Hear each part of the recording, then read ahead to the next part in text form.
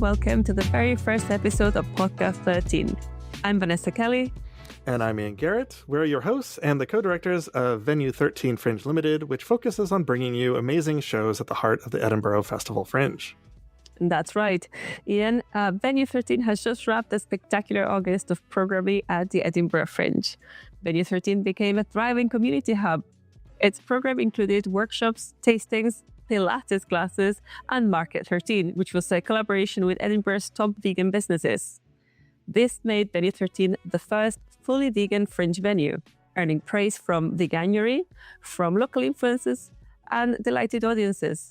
The venue also produced AI Campfire, one of the first fringe shows to use generative AI, blending live performance with AI-generated Scottish folklore. The show was recommended by Edinburgh Fringe Reviews, earned 3 stars from the Scotsman, and was celebrated for its inventive mix of technology and myth.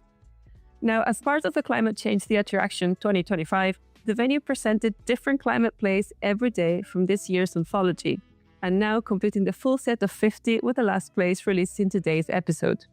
Yes, in this episode, we're sharing the final plays from the CCTA for 2025. That means that together with all of you who joined us live in Edinburgh, we'll have completed the full set, 50 plays in total. Podcast 13 launches today as the natural next step. It begins by completing the CCTA project and will continue weekly with play readings, interviews, debates on theater and sustainability, and updates on Venue 13's programming, keeping the spirit of August alive all year round. Ian, for people who don't know you yet, tell us a bit more about why you care so deeply about this intersection between theatre, sustainability, access, and technology, and why Podcast 13 feels like the next step for Venue 13. So my background is in performance design and sustainability. I spent the last couple of decades building organizations that look at how culture can be a driver for climate action. I co-founded the Center for Sustainable Practice in the Arts in 2008, and I'm a producer for Toaster Lab, a collective exploring mixed reality and live performance, especially focused on making work which reveals underrepresented stories and those that are related to climate issues. I also teach ecological design for performance at York University in Toronto. For me, Podcast 13 is about continuing the conversation we've started here at the Fringe by presenting accessible shows about climate action in new hybrid ways, and then also exploring what sustainability in the arts really means. That includes talking to playwrights and producers about how they're making work responsibly, sharing tools and knowledge, and connecting audiences to the ideas shaping a more sustainable, accessible, and hybrid creative sector. Vanessa, your own journey to this point is fascinating. You're a long-term vegan who went from pharmacology to major hydrogen vehicle launches to co-directing a theater venue and writing and co-producing your first show. Why was creating a podcast about art and climate action important to you? That's true, and when you put it like that, my career path has taken me from the lab to large-scale corporate events to also create creative production. Working in hydrogen technology in green tech, that was a sector that really opened my eyes to how innovation, policy, and culture generally intersect, and how new ideas, like from startups, for example, are presented globally, and whether they're accepted, it depends on how they are presented. And I wanted to bring that same system, that same energy into the arts. With Venue 13, my goal has been to create a wraparound platform that supports artists and audiences by having those meaningful conversations about the climate emergency, access to the art, and inventive way of rethinking how we present work. Now, this podcast is an extension of that. It's a space where we can go deeper, share weekly sort of like the play readings from past CCTA anthologies, and also invite some guests, guest readers and playwrights to talk about why these stories matter and why these topics matter. That's right. And we're not going to stop at the play readings. No, we are not. You can also expect interviews, debates about theatre, art, sustainability, and climate action, emerging technologies, plus news about upcoming workshops, news about vegan food pop-ups that may happen in Edinburgh or in Scotland in general, or even in the UK, and of course, more programming for Venue 13. So today's episode is both a finale and a beginning, a chance to complete our 2025 CCTA journey and to launch Podcast 13 as a platform for climate, hybrid, and accessible storytelling. Exactly. So let's dive in. Here are the final plays from CCTA 2025. And thank you, special guest on the other side of the headphones. Thank you for joining us as we start this new chapter together. And stick around after the readings for a little chat in which we reflect in our past Fringe. And now we'll bring to you the final 3 plays from the CCTA 2025 at Venue 13. We spent the entire month of August presenting all 50 of the plays across 20 different events with dozens of partners. These 3 were recorded by students from York University, which is in Toronto, it's where I teach, and they were at the Fringe as part of a class, but came over to help us get these last 3 plays recorded. The final plays we're going to hear are Scary Scary by Klae Bainter, Undertow by Keith Barker, and We're Running Out of Chairs by Kirby Vicente. Here they are. First up, we're going to hear Scary Scary by Klae Bainter. You'll hear it read by Alex Saint-Ong and Emily Swartz. Scarecrow? Scarecrow. Scarecrow! Go away. Please. I don't want to be here either. But get up. Something is coming, and you have to be scary. Please. You of anyone should know, little crow. I'm always scary. Now go away, I say. I won't. I know.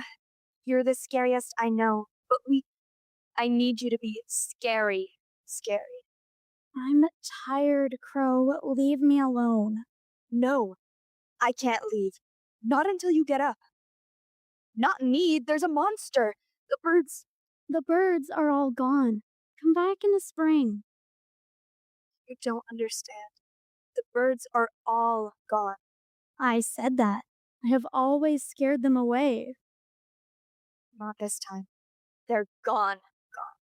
No, Crow. I scare away the little birdies, like you crows, those gulls, pigeons, the buzzards, the whooping crane, the punatiel, the blackbirds, the takahi, starlings and finches, the black-capped vireo, the ivory-billed woodpecker, geese, curlew, the kookapo, the herons, California condor, ravens. And then they come back in the spring. I know. Listen to me. Everything is gone. I can't breathe. They come and they go. They come and they go.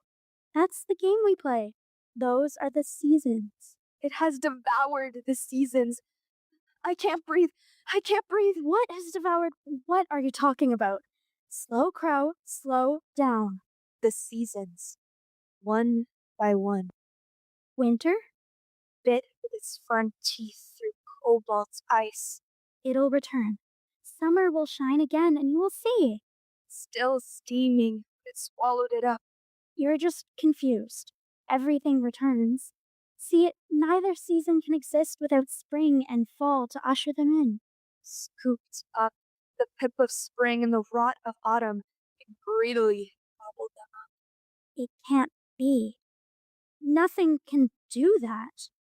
Yes, it can, Scarecrow. The game has gone grave. You have to be scary again. It's a monster. The stories of monsters are often worse than the monsters themselves. I can't breathe. You have to be scary. What is that you're carrying? A coin? What's a coin? I don't know. They keep appearing. Every time the monster takes something, these are left behind. Give it here. Could it possibly be food? It's flavorless. It must be a seed, then. It's lifeless. Maybe it's a form of protection. Soulless.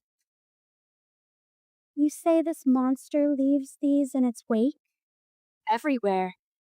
It just continues to take anything and everything without stopping. You need to scare it away. It must have a weakness. We could blind the monster. Tell me about the eyes, Crow. Does it blink or bat? Stare, glance, or gaze at the state of things? Its eyes are massive and swirling, staring down from the center of dark, dangerous clouds. Its tears terrorizing everything in its path. Well, then, we'll have to bind it up. Tell me about its hands. Does it cradle or caress? Does it stroke? tap. Pet or play? It doesn't play, Scarecrow. Its hands are bent metal machines that have left great, deep gashes in the earth. Massive, bloody sockets where great redwoods once stood. We could reason with it. Does this monster speak, Crow? Call? Cry? Hum? Does it ask? Does it question or tell? Does it sing? Does it say? What are its sounds? You're not listening to me. There is no reasoning. The sounds the monster makes are bring my dank, droning engines. Pops, cracks of the earth breaking open and spitting blood. Its sound is the dead silence of stopped rivers and streams. It's the choking quiet of animals that have no more breath with which to chirp, tweet, cook, bark, growl, hiss, snarl, or scream. No, it does not speak, Scarecrow. Because it does not have to. Then it really is a monster. That's what I've been telling you. I cannot help you. I'm sorry. What do you mean you cannot help? You have to help. You have to scare it away. Who do you think I am, Crow? You are scary. You've always scared away the birds. But the birds are gone. You are frightful and intense. The spine-chilling gallybagger, terrifying and hair-raising might. You are here to make things right. To scare away what needs to be scared away. Crow, I'm the curator of a cycle. I chase you off and you come back. You always return. I am here to maintain a balance, to even this field, to protect. But the birds are gone. The sun grew hotter and hotter and hotter. It was suffocating, stifling, and we couldn't breathe. You have to do something. They couldn't breathe. I couldn't breathe. Do something. I can't breathe. I can't breathe. I can't breathe. I can't breathe. Slow, Crow. Slow. Slow, Crow. Slow. Slow, Crow. Slow. Slow, Crow. Slow. Why aren't you afraid of me? I was afraid of you. You knew where we belonged. The fear you stirred in us kept us moving, growing. It kept us alive. The fear was bound by my love for you, for all of you. It fueled our cycle, your journey, and most importantly, it ensured your return. The value of the fields and the vitality of the crops. Even my existence was made meaningful because of your return. And if they're all gone, if the birds are really gone, then our cycle is over. I can't breathe. I can't breathe, Scarecrow. The birds are all gone. You're so scary. You're so scary. I can't breathe. You are. The birds are all gone. Slow, Crow. Slow. Rest. Rest, Crow. Rest. If our cycle is complete, then you are. I am obsolete. For our next selection, we have Undertow by Keith Barker. This is read by Harshani Anjali and Catherine McKenzie. Mom sent you out to apologize? No, it's okay if she did. Not everything is about you, idiot. I came out here to get some fresh air. Uh-huh. Dude, your house is way too small to be hosting this many people. You say that every year, and yet here we are. You're just bitter you had to spend $200 on gas to get here. Why do you have to be like Hey, that? I wasn't the one yelling at the dinner table. You started it. Then don't ask me what I think about your truck. I was talking about the color, not your opinion on tailpipe emissions. How many trees do you think you'll have to plant to offset the CO2? Do you ask that question to all your lawyer buddies who drive SUVs to work? I try to lead by example. I ride my bike. So you don't. I say to them what I say to you. Little changes go a long way. Well, here's a little change I'd like to see. Stop telling everyone you're vegan. Every second word out of your mouth is vegan this or vegan that. Yes, we know, because you never shut up about it. It's embarrassing. Auntie Bev asked me what being a vegan means, and Rosie wanted to know if I still eat cheese, so I had to explain to them again. You don't eat cheese? Dude, how many times? I don't keep track of what you eat. Actually, I found a really nice fermented cashew cheese you need to try. Stop.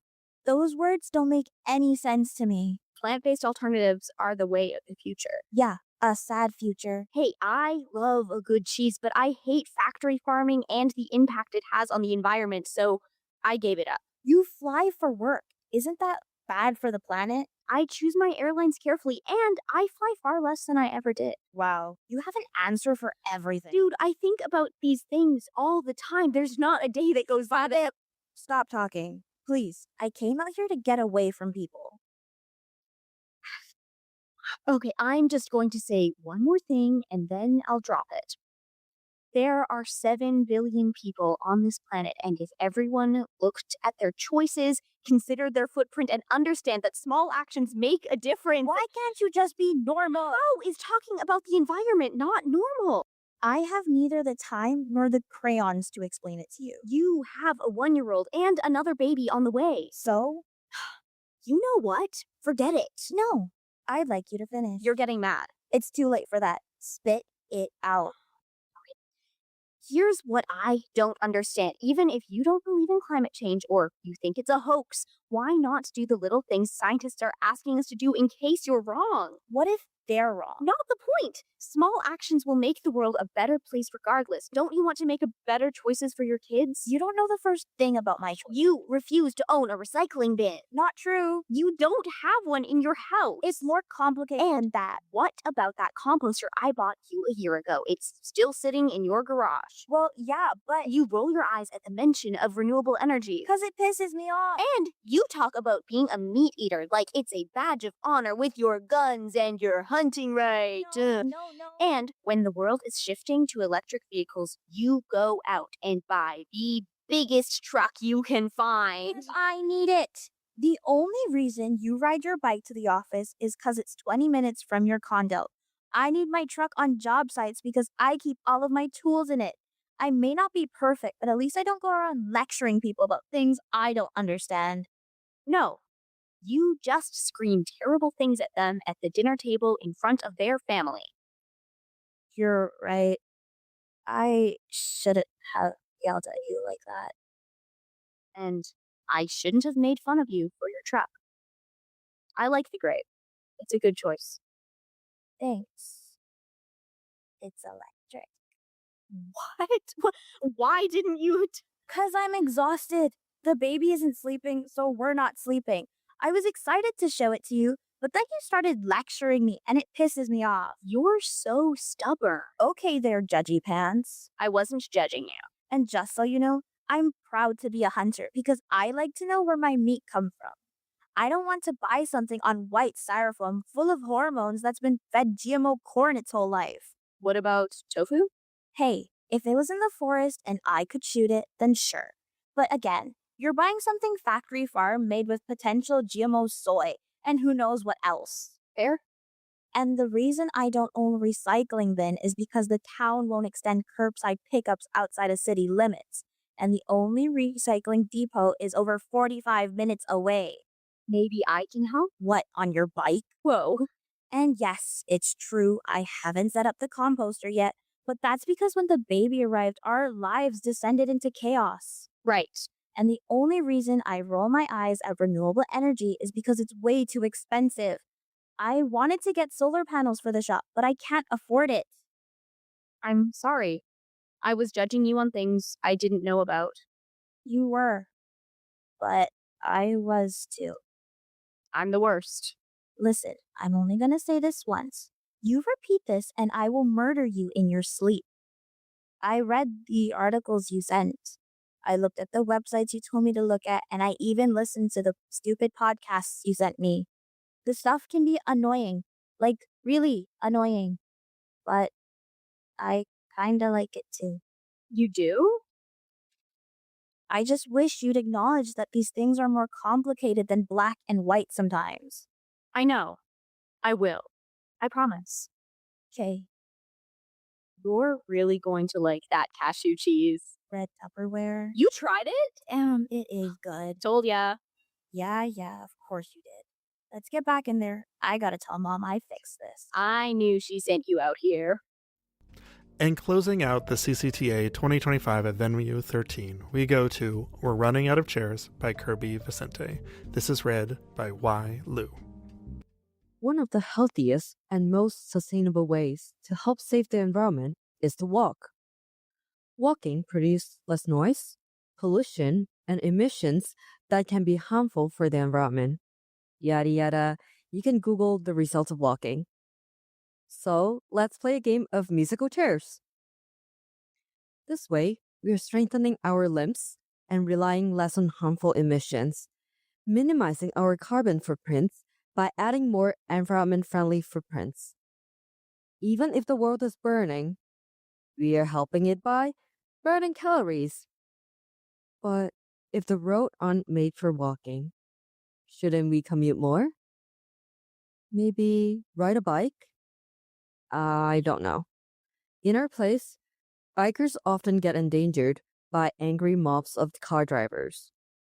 I mean, seriously, we are taking 1/4 of the road, and you have almost 2/3 of it. Bikes scare me. Maybe it's fine to take a seat and start commuting, yes? That's also sustainable, by the way. Yesterday, I was rushing to do my errands, so I took a motorcycle taxi. That's still commuting. Anyways, I passed by the garbage truck that went to our house that morning and saw it dump all the trash into this mountain of garbage. And let me tell you how that was just a waste of my time, carefully doing my triple R's. Segregating my trash and all that. I should sit on this side. So, I took my time and really sat on the side. I remember enjoying a juicy bite of this McDonald's burger. And I was watching some YouTube video on the oldest burger ever. That one still looked the same since it was bought in 1998. I'm scared. The fact that this burger can possibly outlive me. You guys want to sit and enjoy this one? That was some philosophical burger talk. Since fast food is cheaper, I tend to eat more of it these days. Every day it gets more expensive, you know? The healthiest choice burns up my wallet so fast. So we go cheap. And cheap often come in small packages. Small packages eventually end up as mountains of garbage. But they last. Just like the very old burger I mentioned. But what about us? Will there come a time when the microplastics in our body will outlive us? That's possible. Science says that infants born in the late 90s up to the 20s are born pre-polluted. Sit. That means they are as old as us. Remember that cheap small package? When it doesn't end up as trash, it finds a place in our body. The world is big enough to hold all our garbage, but when it starts piling up, eventually it will find a space inside us. You can't outrun what's inside you, right? We can sit and talk about action plans. I believe in the impact of individual action, but I believe that we should look at the big picture. About the stuff beyond our control. Let me ask a question. When you lose in this game, is it your fault because you weren't fast enough? Or is it because there's less chairs to begin with? This game of musical chairs can only be played when there's not enough chairs. What you can only control is your ability to get a seat. You cannot control the amount of chairs or when the music stops. So you're stuck in a game where the chairs are running out and you need to take a seat. Like our time and our place on this planet.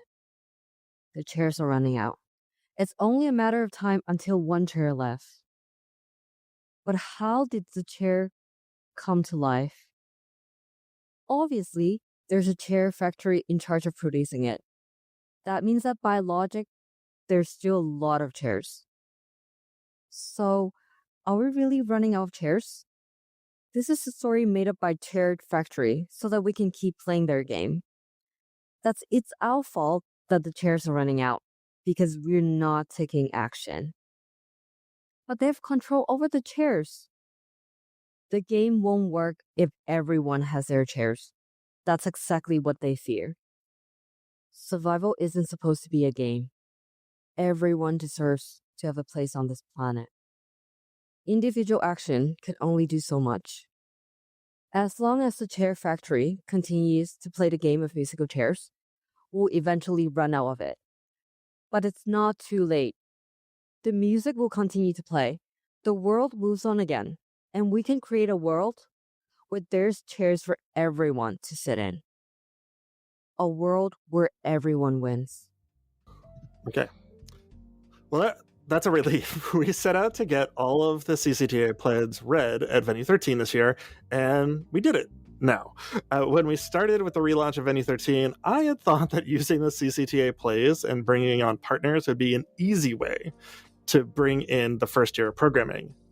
I was surprised, and perhaps I shouldn't have been, that coordinating a couple dozen partners all doing different shows was a lot more work than I thought it would be, but I'm glad that we got there. Starting up is always full of surprises. Vanessa, what was one of the biggest surprises for you this August? I was actually surprised by the number of people who came to the launch of AI Campfire. At some point, we started having conversations at the end of the show and sitting with the audiences for a few minutes to discuss what they thought, what they thought was really interesting. A lot of people weren't really familiar with the stories which were featured about the Kelties and the Selkies, or so much Scottish folklore at all. And even those that knew the stories felt that they were reintroduced to the stories through the way that we told them in a contemporary way and in a contemporary setting. Yeah, that was something that I hadn't suspected would happen either. And I think that it actually became a bit of a highlight for me. Are there any other highlights or stand-up moments that you wanted to share before we sign off? I think it was, it's important to say that it was the number of people who asked us if we will be back next year or what we were doing next. It was kind of like that they were seeking that continuity because they enjoy themselves so much in the space that we've created. There was a great community feeling where people felt welcome and comfortable. And that was always the goal, but having people to actually come and ask, saying that they wanted us to come back and to provide this type of place at the Fringe, felt like they were really, like we have really accomplished something important. Yeah, Fringe, it's never a dull moment. I think that's actually what keeps me coming back. It's always different, and I don't know if I'm really ever going to figure it out. So that brings us to the end of our first episode of Podcast 13. We've closed a loop on Climate Change Theater Action 2025. For Venue 13, it will continue through the autumn through a global array of events that you can find at climatechangetheateraction.com. It's also opened the door to a new way of staying connected beyond August. And we'd love to hear from you. What was the highlight of your 2025 festival? What surprised you the most about the launch of Venue 13 this year? Share your thoughts with us on social media or drop us a message through the Venue 13 website. Make sure to subscribe so you don't miss our future episodes. Coming up, we'll be talking with playwrights, producers, and artists about sustainability, accessibility, and creativity at the Fringe and beyond. Thanks again for listening, and thanks for helping us carry the energy of the Fringe into the rest of the year. So that's us signing off for now. This is Ian. And I'm Vanessa. See you next time on Podcast 13.